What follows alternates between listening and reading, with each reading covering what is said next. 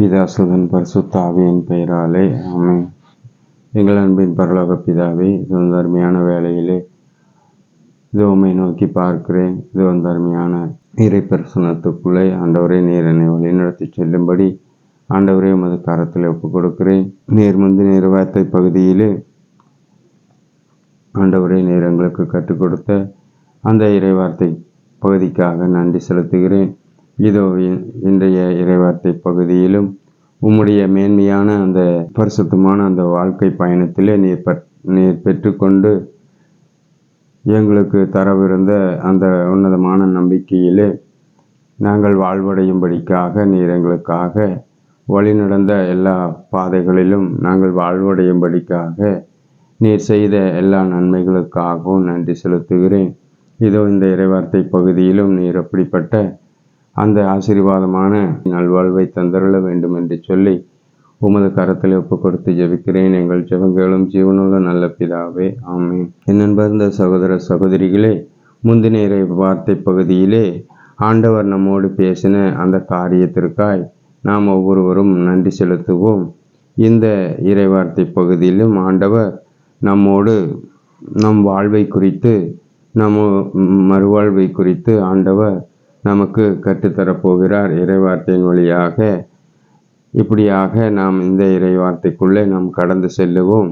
அப்படி என்று சொன்னால் யோவான் எழுதின நற்செய்தி 4வது அதிகாரத்திலே 42வது இறைவார்த்தை முன்பில் இறைவார்த்தையிலே நாம் கடைசியாக தியானித்தோம். அவர்கள் அந்த சமாரிய பெண்ணின் ஊரைச் சேர்ந்த அந்த மக்கள் உலகின் மீட்பர் என்று அறிந்து கொண்டார்கள். அவர்கள் அறிந்து கொண்டதைப் போல நாமும் சில இறைவார்த்தை பகுதிகளிலே அறிந்து கொள்ள வேண்டும் என்று சொல்லி நாம் அவர் பாதத்தில் ஒப்பு கொடுத்து ஜெபிப்போம். பரலோகத்தில் இருக்கிற எங்கள் பிதாவே, உம்முடைய நாமம் அர்ச்சிக்கப்படுவதாக, உம்முடைய ராட்சியம் வருக, உம்முடைய சுத்தம் பரலோகத்தில் செய்யப்படுவது போல பூலோகத்திலும் செய்யப்படுவதாக. எங்கள் அனுதின உணவை எங்களுக்கு என்று அழைத்தருளும். எங்களுக்கு திண்மை செருவுகளை நாங்கள் பொறுப்பது போல எங்கள் பாவங்களையும் பொறுத்தருளும். எங்களை சோதனைக்கு உட்படுத்தாதையும் தீமையிலிருந்து ரட்சித்தருளும். ஆமென். முதலாவதாக யோவான் நற்செய்தி 6வது அதிகாரம் 51வது இறைவார்த்தை. விண்ணிலிருந்து இறங்கி வந்த வாழ்வு தரும் உணவு நானே. இந்த உணவை எவராவது உண்டால் அவர் என்றுமே வாழ்வார். எனது சதையை உணவாக கொடுக்கின்றேன்.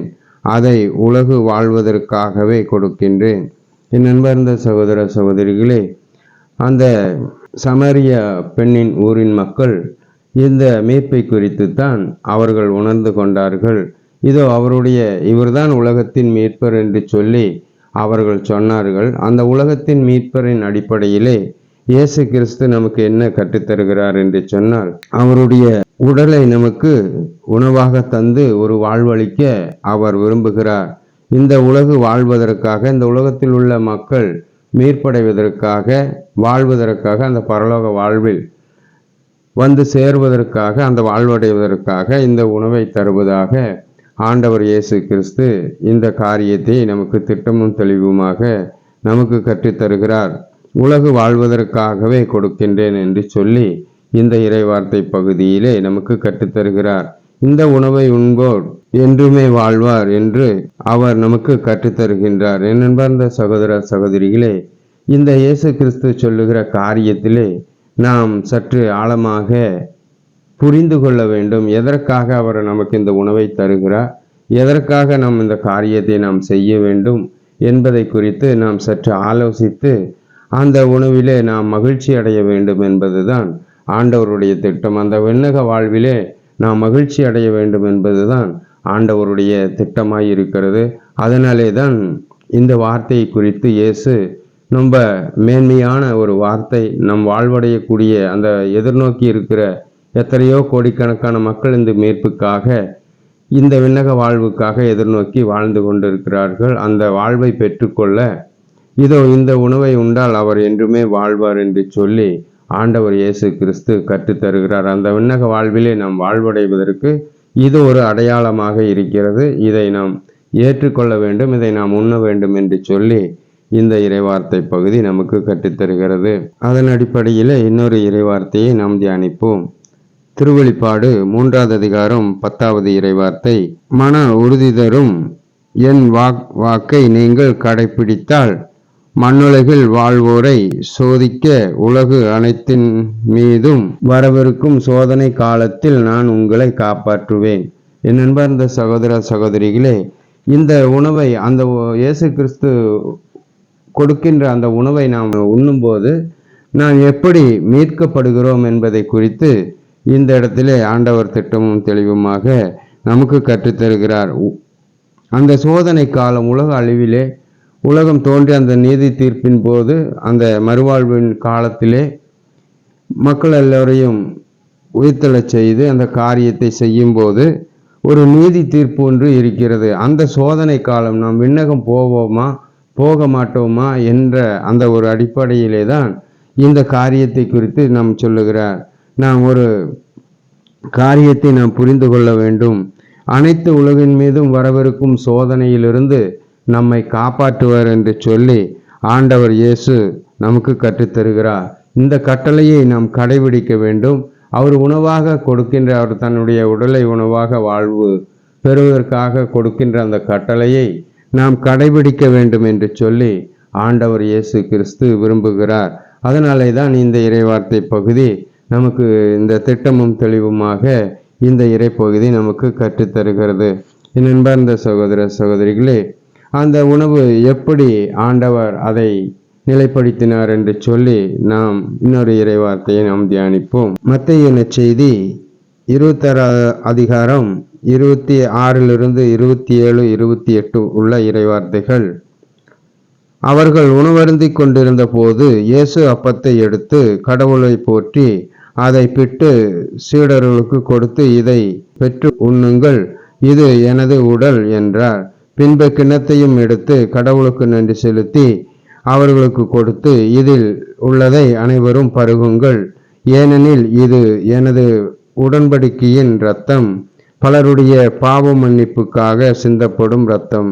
என் அன்பார்ந்த சகோதர சகோதரிகளே, அந்த காரியத்திலே நாம் சற்று புரிந்து கொள்ள வேண்டும் என்று சொல்லி இந்த காரியத்தை ஆண்டவர் நமக்கு இந்த இறைவார்த்தை பகுதியின் வழியாக ஆண்டவர் நமக்கு கற்றுத்தருகிறார். இதோ பாவ மன்னிப்புக்கென்று நாம் அந்த கட்டளையை கடைபிடிக்கும் போது அந்த பாவ மன்னிப்பிலிருந்து நாம் விடுதலை பெறுகிறோம். இந்த இரத்தம் சிந்துதலிலே நாம் இந்த உணவை பரிசுத்தமாக இருந்து இந்த உணவை உட்கொள்ள வேண்டும் என்று சொல்லி ஆண்டவர் இயேசு கிறிஸ்து விரும்புகிறார். ஆனால் இந்த உலகிலே எத்தனையோ கோடிக்கணக்கான பேர் இந்த உணவை உண்டு அந்த விண்ணக வாழ்வை சேருவதற்காக மனமுள்ளவர்களாய் காணப்படுகிறார்கள். ஆனால் எத்தனையோ மக்கள் அதை விரும்பாமல், அதை உண்ணாமல், அந்த விண்ணக வாழ்வை அடைவதற்கு மனமில்லாமல் இந்த உணவை உண்ண முடியாதபடி இருக்கிறார். அது ஒரு உடன்படிக்கையாகவே, புதிய உடன்படிக்கையாகவே நமக்கு ஆண்டவர் தருகின்றார். அவர்களுடைய பாவ மன்னிப்புக்கென்று சிந்தப்படும் இரத்தம் என்று அவர் இதை குறித்து நமக்கு முற்றிலுமாக கற்றுத்தருகிறார். இந்த உடலையும் இந்த இரத்தத்தையும் நாம் பெற்றுக்கொள்ளும் போது நாம் அந்த பாவ மன்னிப்பை பெறுவதற்காக ஆண்டவர் அந்த சட்டத்தில் நின்று நம்மை விடுவிப்பதற்காக, சட்டத்தினால் நாம் வாழ முடியாது என்பதை ஆண்டவர் அறிந்திருக்கிறார். அந்த கட்டளைகளின்படி நம்மளால் வாழ முடியாது என்று சொல்லி அந்த கட்டளைகளின் பிரகாரம் இயேசு கிறிஸ்து தன்னுடைய வாழ்க்கையை, பயணத்தை எல்லாம் நடத்தி முடித்து இந்த காரியத்தை நமக்கு செய்கிறார். நண்பர்ந்த சகோதர சகோதரிகளே, அந்த கட்டளைகளில் உள்ள எல்லா காரியங்களுக்கும் மேலாக அவருடைய இரத்தத்தை சிந்தி அந்த கட்டளைகளில் இருக்கின்ற அந்த காரியங்களை மாற்றி கட்டளையை நாம் கடைபிடிக்க வேண்டாம், இந்த இரத்தத்தையும் உடலையும் உண்டால் நாம் மீட்பு பெறலாம் என்று சொல்லி ஆண்டவர் இயேசு கிறிஸ்து நமக்கு கற்றுத்தருகிறார். இறைவார்த்தையை நம்பி வாழ்ந்து கொள்ளலாம் என்று எத்தனையோ பேர் நம்பிக்கை கொண்டும் வாழ்கின்றார்கள். இறைவார்த்தையின் வழியாகவும் அவர்களுக்கு மீட்பு கிடைக்கும் என்று சொல்லி இந்த காரியத்திலே ஆண்டவர் திட்டமும் தெளிவுமாக நமக்கு கற்றுத்தருகிறார். இந்த பைபிளிலே கற்றுத்தருகிறார். இறைவார்த்தையின் வழியாக வாழும்போது நாம் எந்த அளவுக்கு தூய்மையாய் வாழ வேண்டும், எந்த அளவுக்கு நம்மளுடைய நடத்தைகள் இருக்க வேண்டும் என்று சொல்லி நாம் சற்று ஆலோசித்து பார்ப்போம். அதனாலே தான் அதில் இந்த உணவை உண்ண வேண்டும் என்பதை சொல்லி இந்த காரியத்தை ஆண்டவர் நமக்கு கற்றுத்தருகிறார். அவர்களுடைய சொந்த வாழ்க்கையை விட்டு, சொந்த குடும்பத்தை விட்டு, சொந்த எண்ணங்களை மாற்றிக்கொண்டு இந்த காரியத்தை செய்யும்படிக்காக அவர்களுடைய வாழ்க்கையை அர்ப்பணித்து இந்த ஒரு உடன்படிக்கைக்காக நாம் இந்த உலகம் வாழ்வதற்காக, இந்த உலகம் மீட்பு பெற வேண்டும் என்று சொல்லி, வாழ்வடைய வேண்டும் என்று சொல்லி, இந்த உலகத்தின் மக்கள் அனைவரும் மீட்பு பெற வேண்டும் என்று சொல்லி எத்தனையோ கோடிக்கணக்கான குருக்கள் இந்த காரியத்திலே இடைப்பட்டு தங்களுடைய வாழ்க்கையை அர்ப்பணித்திருக்கிறார்கள். அதிலே நாம் உண்மையும் உத்தமமாய் அந்த காரியத்திலே நாம் இடைபட வேண்டும் என்று சொல்லி ஆண்டவர் இயேசு கிறிஸ்து விரும்புகிறார். நம்மளுடைய பாவ மன்னிப்புக்காக அவர்கள் செய்கின்ற அந்த காரியத்திலே நாம் பங்கு பெற வேண்டும் என்று சொல்லி இந்த இறைவார்த்தை பகுதி நமக்கு கற்றுத்தருகிறது. இன்னொரு இறைவார்த்தை பகுதியை நாம் தியானிப்போம். லூக்கா நற்செய்தி 15வது அதிகாரம் 20, 21 உள்ள இறைவார்த்தைகள். உடனே அவர் புறப்பட்டு தம் தந்தையிடம் வந்தார். தொலையில் வந்து கொண்டிருந்த போதே அவர் தந்தை அவரை கண்டு பரிவு கொண்டு ஓடிப்போய் அவரை கட்டி பிடித்து முத்தமிட்டார். மகன் அவரிடம், அப்பா, கடவுளுக்கும் உமக்கும் எதிராக நான் பாவம் செய்தேன். இனிமேல் நான் உம்முடைய மகனாய் எனப்பட தகுதியற்றவன் என்றார். என் அன்பார்ந்த சகோதர சகோதரிகளே, நாம் ஒரு மன்னிப்பு பெறுவதற்கு நாம் தகுதி இல்லாத ஒரு மனப்பான்மையை கொண்டிருக்கிறோம். அதைத்தான் இந்த ஊமையின் வழியாக ஆண்டவர் இயேசு கிறிஸ்து நமக்கு கற்றுத்தருகிறார். காணாமல் போன அந்த மகனின் ஊமையிலே ஆண்டவர் சொல்லும் பொழுது இந்த காரியத்தை குறித்து சொல்லுகிறார். நாம் அந்த தகுதியை சில வேளைகளிலே நாம் இழந்து விடுகின்றோம். ஆனால் தந்தை அதை நினைப்பதில்லை. அவரை வந்து அரவணைத்து கட்டிப்பிடித்து முத்தமிடுகிறார். என் அன்பார்ந்த சகோதர சகோதரிகளே, நாம் இந்த உடன்படிக்கையிலே தகுதியுள்ளவர்களாய் மாறுவதற்கு நாம் ஒரு பாவ மன்னிப்பை பெற வேண்டும் என்பதை குறித்து அந்த இடத்துல அந்த மகன் நமக்கு சுட்டி காண்பிக்கின்றான். ஒரு மனமாற்றத்தை காண்பிக்கின்றார். நாம் அந்த நற்கரனை ஏற்றுக்கொள்வதற்கு ஒரு மனமாற்றம் நமக்கு தேவை. உண்மையாலுமே ஒரு தகப்பனிடம் வருவதற்கு என்ன செய்ய வேண்டும் என்று சொல்லி அவன் தன்னையே உணர்ந்து கொண்டான். நான் எப்படிப்பட்டவன் என்று சொல்லி அந்த மகன் உணர்ந்து கொண்டான். அதனாலே தான் கடவுளுக்கும் அப்பா உமக்கும் எதிராக நான் பாவம் செய்தேன் என்று சொல்லி உம்மிடம் வருவதற்கு நான் தகுதியற்றவன் என்று சொல்லி அந்த காரியத்தை செய்கிறார். ஆனால் தந்தை அந்த மகனுக்காக விருந்தை வைத்து கொண்டாடி அதிலே மகிழ்ச்சி அடையும்படி அநேகரை அழைத்து அந்த விழாவிலே எல்லோரையும் மகிழ்ச்சி படுத்துகிறார். என் அன்பார்ந்த சகோதர சகோதரிகளே, இதை போலத்தான் அவருடைய உடலையும் இரத்தத்தையும் நாம் பெற்றுக்கொள்ளும் போது அந்த விழாவுக்கு எப்படி அநேகரை அழைத்து அவர் எப்படி அந்த மகனுடைய மகிழ்ச்சியை கொண்டாடினாரோ அதே போலத்தான் நம்மளுடைய வாழ்க்கையிலும் நாமும் மனம் திரும்பி அவருடைய உடலையும் இரத்தத்தையும் நாம் பெற்றுக்கொள்ள மனமுள்ளவர்களாய் மாறும்போது அவருக்கு ஒரு மகிழ்ச்சி உண்டாகும். அதன் அடிப்படையில் இன்னும் ஒரு இறைவார்த்தையை நாம் அந்த மனமாற்றத்தை ஏன் அடைய வேண்டும், தந்தையிடம் ஏன் வர வேண்டும் என்று சொல்லி அதன் அடிப்படையில் இன்னொரு இறைவார்த்தை குறித்து நாம் தியானிப்போம். மத்தேயு நற்செய்தி 27வது அதிகாரம் 50லிருந்து 51, 52, 53 வரை உள்ள இறைவார்த்தைகள். இயேசு மீண்டும் உரத்த குரலில் கத்தி உயிர் விட்டார். அதே நேரத்தில் திருக்கோவிலின் திரை மேலிருந்து கீழ்வரை 2ஆக கிழிந்தது. நிலம் நடுங்கியது, பாறை பிளந்தது, கல்லறை திறந்து இறந்த இறைமக்கள் பலரின் உடல்கள் உயிருடன் எழுப்பப்பட்டன. இயேசுவின் உயிர்த்தெழுதலுக்கு பின்பும் இவர்கள் கல்லறையிலிருந்து வெளிவந்து எருசலேம் திருநகருக்கு சென்று பலருக்கு தோன்றினார்கள். என் அன்பார்ந்த சகோதர சகோதரிகளே, இதிலே என்ன காரியம் நமக்கு வெளிப்படுத்தப்படுகிறது என்று சொன்னால், அவர் இறக்கும்போது அவர் உரத்த குரலிட்ட போது பரிசுத்தமாய் மரித்த அந்த ஆன்மாக்கள், அந்த மனிதர்கள் தூதர்களைப் போல மாறி அநேகருக்கு தோன்றினார்கள் என்று சொல்லி இந்த இறைப்பகுதி நமக்கு கற்றுத்தருகிறது. இப்படியாக அவருடைய உடலை உண்டு அவருடைய கட்டளைகளை ஏற்றுக்கொண்டு நாம் வாழும்போது இப்படி ஒரு ஆசீர்வாதமான ஒரு வாழ்வை ஆண்டவர் இயேசு கிறிஸ்து நமக்கு தருவதாக, இந்த உலகிற்கு தருவதாக நமக்கு வாக்களிக்கிறார். அப்பொழுதுதான் அவருடைய உயிர் விடும்போது அவர் கத்தின போது கல்லறை திறந்தது, இறைமக்களின் பலரின் உடல்கள் உயிருடன் எழுப்பப்பட்டது. என் அன்பார்ந்த சகோதர சகோதரிகளே, அவருடைய குரலுக்கு, அவர் மரித்தாலும் அவர் குரல் ஒலிக்கும் போது, அவர் தாகத்தோடு அந்த குரலை ஒலிக்கும் போது, என் மக்களின் உயிர்ப்புக்காக நான் சத்தமிடுகிறேன் என்று சொல்லி தந்தையிடம் அந்த குரலை எழுப்புகிறார். அதனாலே அந்த மரித்த ஆத்துமாக்கள் கல்லறையிலிருந்து எழுந்து வந்து அன்றைய நாட்களிலே அன்றைக்கு இருந்த மக்களுக்கு அது சாட்சியாக இருந்தது. இதை போலத்தான் நாமும் அந்த கல்லறையிலிருந்து இறைமக்களாக எழும்பி வருவதற்கு நாம் இந்த உடலை உண்டு பரிசுத்தமாய் வாழ வேண்டும் என்று சொல்லி ஆண்டவர் விரும்புகிறார். அப்பொழுதுதான் அந்த குரலை கேட்டு நாம் அந்த மீட்பை பெற முடியும் என்று சொல்லி ஆண்டவர் இயேசு கிறிஸ்து இந்த இறைவார்த்தை பகுதியிலே நமக்கு கற்றுத்தருகிறார். என் அன்பார்ந்த சகோதர சகோதரிகளே, இவ்வண்ணமாக நாம் அதை அறிந்து கொள்ள வேண்டும். இனியும் ஒரு இறைவார்த்தை பகுதி, அதை சற்று ஆழமாக அறிந்து கொள்ளும்படியாக இன்னும் ஒரு இறைவார்த்தை பகுதியை நாம் சற்று தியானிப்போம். யோவான் நற்செய்தி 5வது அதிகாரம் 24, 25, 26 உள்ள இறைவார்த்தைகள். என் வார்த்தையை கேட்டு என்னை அனுப்பினவரை நம்புவோர் நிலைவாழ்வை கொண்டுள்ளனர். அவர் தண்டனை தீர்ப்புக்கு உள்ளாக மாட்டார், ஏற்கனவே சாவை கடந்து வாழ்வுக்கு வந்துவிட்டார்கள் என உறுதியாக உங்களுக்கு சொல்லுகின்றேன். காலம் வருகின்றது, ஏன் வந்தே விட்டது.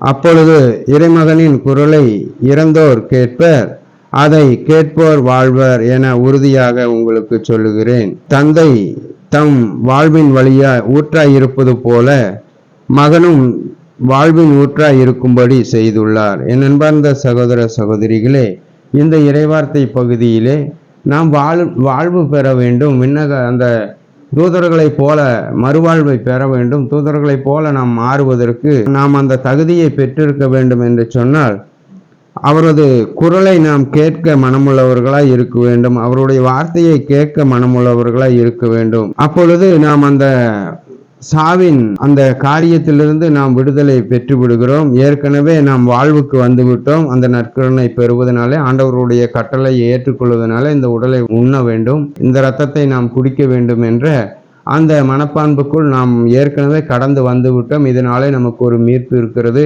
இதனாலே நமக்கு ஒரு மறுவாழ்வு கிடைக்கும் என்று சொல்லி ஒரு நம்பிக்கையை ஆண்டவர் கொடுத்ததனாலே நாம் அதை நம்புகிறோம். அந்த இறைவார்த்தை பகுதிகளை நாம் முற்றிலுமாய் முழு மனதோடு ஏற்றுக்கொண்டு அதிலே நாம் முயற்சி செய்து அந்த உடலையும் இரத்தத்தையும் நாம் உண்ண கடமைப்பட்டவர்களாய் காணப்படுகிறோம். இருந்தாலும் இதனாலே ஆண்டவருடைய குரல் என்பது காண்பிக்கப்படுகிறது. அவர் மரித்த போது அந்த மரித்த ஆத்மாக்கள் வாழ்வுக்கு வந்த காரியத்தை நமக்கு ஆண்டவர் காண்பித்து கொடுக்கிறார். அந்த நிலையை நாம் அறிந்திருக்க வேண்டும், அந்த காரியத்தை நாம் முற்றிலுமாய் புரிந்திருக்க வேண்டும். அதிலே நாம் முற்றிலுமாய் ஆழமான நம்பிக்கை வைத்து நம்மளுடைய வாழ்க்கை பயணத்திலே நம் வாழ்வை நடத்த வேண்டும் என்று சொல்லி இதோ இந்த இடத்திலே நமக்கு ஆண்டவர் இயேசு கிறிஸ்து கற்றுத்தருகிறார். தந்தையும் வாழ்வின் ஊற்றாய் இருப்பது போல தம் மகனையும் வாழ்வின் ஊற்றாய் இருக்கும்படி செய்தார். அதனாலே அவருடைய உடலை நமக்கு உண்ண கொடுக்கின்றார். அதனாலே உலகம் வாழ்வடையும்படிக்காக அவர் தீர்மானம் செய்திருக்கின்றார். இந்த அருமையான வேளையிலே இந்த இறைப்பகுதியிலே நாம் முற்றிலுமாய் கற்றுக்கொள்ள வேண்டிய ஒரு பகுதியாக அது இருக்கின்றது. அப்படியானால் இன்னொரு இறைவார்த்தையை நாம் தியானிப்போம். திருவெளிப்பாடு 2வது அதிகாரம் 16, 17 உள்ள இறைவார்த்தைகள். ஆகவே மனம் மாறு, இல்லையெனில் நான் விரைவில் உன்னிடம் வருவேன், என் வாயிலிருந்து வெளிவரும் வாளை கொண்டு அவர்களோடு போரிடுவேன். கேட்க செவியுடையோர் திருச்சபைகளுக்கு தூய ஆவியானவர் கூறுவதை கேட்கட்டும். மறைத்து வைத்த மன்னாவை வெற்றி பெறுவோருக்கு அளிப்பேன், வெள்ளை கல் ஒன்றை அவர்களுக்கு கொடுப்பேன், அதில் ஒரு புதிய பெயர் பொறிக்கப்பட்டிருக்கும், அதை பெறுவோரின்றி வேறு யாரும் அப்பெயரை அறியார். என் அன்பார்ந்த சகோதர சகோதரிகளே, நாம் ஒரு பரிசுத்த வாழ்வை பெறும்போது அந்த மன்னாவை உண்ண கொடுக்கிறார். இந்த வாழ்க்கையிலே, நம்மளுடைய வாழ்க்கையிலே அந்த மன்னாவாய் ஆண்டவர் உண்ண கொடுக்கிறார். நாம் அதை உண்பதற்கு உடலையும் அவருடைய இரத்தத்தையும் கொடுக்கின்றார். அதை மன்னாவென்று நமக்கு சொல்லுகிறார். பழைய ஏற்பாட்டு காலத்திலே மோசே வழிநடத்தி வந்த போது அந்த பாலை நிலத்திலே ஆண்டவர் அவர்களுக்கு உணவாக கொடுத்தார், மன்னாவாக கொடுத்தார். அதை அவரே தான் அந்த மன்னாவாக மாறுவதாக இறைவார்த்தை பகுதி நமக்கு கற்றுத்தருகிறது. இதனாலே தான் அவர் இந்த காரியத்தை குறித்து நமக்கு மறைத்து வைத்துள்ள மன்னாவை நான் அவர்களுக்கு கொடுப்பேன். விண்ணகத்தில் வானதூதர்கள் உண்ணும் உணவை நான் அவர்களுக்கு கொடுப்பேன். இந்த உலகத்திலே நாம் அந்த மன்னாவை காண முடியாது. நாம் பரிசுத்தமாய் வாழ்ந்து அந்த வானதூதர்களைப் போல நம் உடல் மறுரூபம் அடைந்து நாம் விண்ணகம் செல்லும் போது அந்த மறைத்து வைத்திருக்கின்ற அந்த உணவை அந்த பாலை நிலத்திலே மோசேக்கு அந்த இஸ்ரேல் மக்களுக்கு மோசேயின் வழியாக அந்த இஸ்ரேல் மக்களுக்கு கொடுத்த அந்த மன்னாவை மறைத்து வைத்திருக்கிறார். விண்ணகத்திலே அது நமக்கு இருக்கிறது. அதை உண்பதற்காக ஆண்டவர் இயேசு கிறிஸ்து இவ்வண்ணமாக இப்படிப்பட்ட திட்டங்களை எல்லாம் நமக்கு தயார் செய்து அந்த காரியங்களை எல்லாம் ஒழுங்குபடுத்தி வைத்திருக்கிறார். இதனாலே இந்த இறை வார்த்தைகளின் வழியாக நாம் முற்றிலுமாய் நம்பிக்கை கொள்ள வேண்டும் என்று சொல்லி ஆண்டவர் நமக்கு கற்றுத்தருகிறார். அப்படி என்றால் அந்த காரியம் என்னவென்று சொன்னால், எபேசியருக்கு எழுதிய நிருபம் 1வது அதிகாரம் 10வது இறைவார்த்தை, காலம் நிறைவில் விண்ணிலுள்ள மண்ணிலுள்ள அனைவரையும் கிறிஸ்துவின் தலைமையில் ஒன்று சேர்ப்பதே என்ற திட்டம் அம்மறைபொருள். என் அன்பார்ந்த சகோதர சகோதரிகளே, அந்த ஒரு பெயர் கொடுத்து வைக்கப்பட்டிருக்கிறது என்று சொன்னால், கிறிஸ்து என்ற அந்த பெயரின் தலைமையிலே அந்த திட்டத்தை, அந்த மறைத்து வைத்திருக்கிற அந்த மன்னாவின் திட்டத்தை விண்ணுலகிலே அதை செய்ய போவதாக, இந்த காரியத்தை செய்ய போவதாக ஆண்டவர் நமக்கு திட்டமும் தெளிவுமாக நமக்கு கற்றுத்தருகிறார். கிறிஸ்துவின் பெயரால் தலைமையில் ஒன்று சேர்க்க வேண்டும் என்ற திட்டமே அந்த மறைபொருள். நண்பர்ந்த சகோதர சகோதரிகளே, அந்த மறைபொருளுக்கு நாம் சொந்தக்காரராய் ஆக வேண்டும் என்று சொல்லி ஆண்டவர் நம்மை முற்றிலுமாய் நமக்கு ஆண்டவர் இயேசு கிறிஸ்து நமக்கு கற்றுத்தருகிறார். அப்படி என்றால் இன்னும் ஒரு இறைவார்த்தையை குறித்து நாம் தியானித்து இந்த காரியத்தை நாம் புரிந்து கொள்ளுவோம். ரோமியர் 8வது அதிகாரம் 15, 16, 17 உள்ள இறைவார்த்தைகள், மீண்டும் அச்சத்திற்குள்ளாகும் மனப்பான்மையை நீங்கள் பெற்றுக்கொள்ளவில்லை, மாறாக கடவுளின் பிள்ளைகளுக்குரிய மனப்பான்மையை பெற்று கொண்டீர்கள். ஆதலால் நாம் அப்பா தந்தையே என அழைக்கின்றோம். நாம் இவ்வாறு அழைக்கும் போது தம் உள்ளத்தோடு சேர்ந்து தூய ஆவியாரும் நம் கடவுளின் பிள்ளைகள் என்பதற்கு சான்று பகர்கின்றார். நாம் பிள்ளைகளின் உரிமை பேறு உடையவர்களாய் இருக்கின்றோம். ஆம், நாம் கடவுளிடமிருந்து உரிமை பேறு பெறுபவர்கள், கிறிஸ்துவின் பங்காளிகள். அவருடைய துன்பத்திலும் நாம் பங்கு பெற வேண்டும். அப்பொழுது அவரோடு மாட்சியில் பங்கு பெறுவோம். என் அன்பார்ந்த சகோதர சகோதரிகளே, நாம் இந்த காரியத்திலே சற்று ஆழமாக தியானிக்க வேண்டியதாக இருக்கிறது. அவருடைய துன்பங்களிலே நாம் பங்கு பெற வேண்டும் என்று சொல்லி இந்த இறைப்பகுதி நமக்கு கற்றுத்தருகிறது. அப்படி என்றால் அவரை போல நாம் சிலுவையில் அறைந்து மரணம் அடைந்து பல துன்பங்களை ஏற்று நாம் அந்த காரியத்தை செய்ய வேண்டும் என்று சொல்லி இந்த இறைவார்த்தை பகுதி நமக்கு கற்றுத்தரவில்லை. அந்த இயேசு துன்பப்பட்ட அந்த பாடுகளிலே நாம் பங்கு பெற வேண்டும் என்று சொல்லி ஆண்டவர் இந்த காரியத்தை நமக்கு கற்றுத்தருகிறார். அவருடைய துன்பங்களிலே, அவருடைய பாடுகளிலே பங்கு பெற வேண்டும் என்று ஆண்டவர் நமக்கு கற்றுத்தருகிறார். அப்பொழுது நாம் அந்த மாட்சியிலே பங்கு பெறுவோம் என்று சொல்லி இந்த இறைவார்த்தை பகுதி நமக்கு கற்றுத்தருகிறது. அப்படி என்று சொன்னால் இயேசு அந்த நாட்களிலே துன்பங்களை பட்டு பாடுகளை பட்டு சிலுவையிலே அறையப்பட்டு இரத்தம் சிந்தி அநேக அவமானங்களுக்கு உள்ளாகி அவர் அப்படியாக அந்த வார்த்தைகளை நிறைவேற்றி யாவையும் செய்து முடித்தார். அதனாலே தான் இந்த வார்த்தை நமக்கு கற்றுத்தருகிறது. இதற்கு அடையாளமாகத்தான் அந்த திருப்பலியிலே அந்த உடன்படிக்கையானது நிறைவேற்றப்படுகிறது. அந்த உடன்படிக்கையிலே தான் அவருடைய துன்பங்களிலே, அவருடைய பாடுகளிலே நாம் பங்கு பெற வேண்டும் என்று சொல்லி இந்த இறைவார்த்தை பகுதி நமக்கு கற்றுத்தருகிறது. இப்படியாகத்தான் பரிசுத்த ஆவியானவர் நமக்காக அந்த பிள்ளைகளாகும் உரிமையை நாம் அப்படி பெற்றுக்கொள்ள வேண்டும் என்று சொல்லி நமக்காக பரிந்து பேசி கொண்டிருக்கிறார். எப்பொழுதும் பரிசுத்த ஆவியானவர் பெருமூச்சோடு இந்த மகிமையின் காரியத்தை முன்னிட்டுத்தான் நாம் மீட்பு பெற வேண்டும் என்று சொல்லி என்னுடைய பிள்ளைகள் உம்முடைய பிள்ளைகளாக இருப்பதனாலே அப்படி மாறுவதற்காக அவர் பெருமூச்சோடு பரிந்து பேசி கொண்டிருக்கிறார். என் அன்பார்ந்த சகோதர சகோதரிகளே, அவருடைய பாடுகளிலே, அவருடைய துன்பங்களிலே நாம் பங்கு பெற வேண்டும் என்று சொல்லி இந்த இறைப்பகுதி நமக்கு கற்றுத்தருகிறார். என் அன்பார்ந்த சகோதர சகோதரிகளே, இந்த இயேசுவின் துன்பத்தில், இயேசுவின் பாடுகளிலே நாம் பங்காளர்களாக இருக்கிறோம் என்று சொல்லி இந்த இறைவார்த்தை பகுதி நமக்கு கற்றுத்தருகிறது. அந்த திருப்பலியிலே நாம் அதை பெற்றுக்கொள்ளும் போது அது நாம் பங்காளிகளாக நாம் மாறுகிறோம். அவருடைய எல்லா காரியங்களிலும் நாம் பங்காளிகளாக மாறுகிறோம். நம் விண்ணக மீட்புக்கு நாம் தகுதியுள்ளவர்களாக நாம் மாறுகிறோம். அதனாலே தான் இந்த திருப்பலியானது அநேக குருக்களின் வழியாக, கோடிக்கணக்கான குருக்களின் வழியாக இந்த உரிமை பெயரை இந்த உலகம் அடையும்படி இந்த இறைப்பகுதி நமக்கு கற்றுத்தருகிறது. அப்பா தந்தையே என்று அழைக்கும் அந்த உரிமையிலே நாம் முற்றிலுமாய் நிலைத்திருக்க வேண்டும். அந்த காரியங்களிலே அந்த பிள்ளைக்கென்ற அந்த உரிமையை அந்த காணாமல் போன அந்த மகனின் ஊமையின் வழியாக இழந்து போன அந்த மகனுடைய வாழ்விலிருந்து நாம் கற்றுக்கொண்டோம். அதனால இந்த காரியத்திலே நாம் இழந்து போன அந்த காரியத்திலிருந்து நாம் விடுதலை பெறுவதற்கு அந்த உரிமை பெயரை நாம் பெற்றுக்கொண்டோம் என்று சொல்லி இந்த இறைவார்த்தை பகுதி நமக்கு கற்றுத்தருகிறது. இதோ இந்த காரியத்திலே நாம் உண்மையுள்ளவர்களாய் காணப்படுவோம். இறுதி ஜெபத்திற்கு நாம் கடந்து செல்லுவோம்.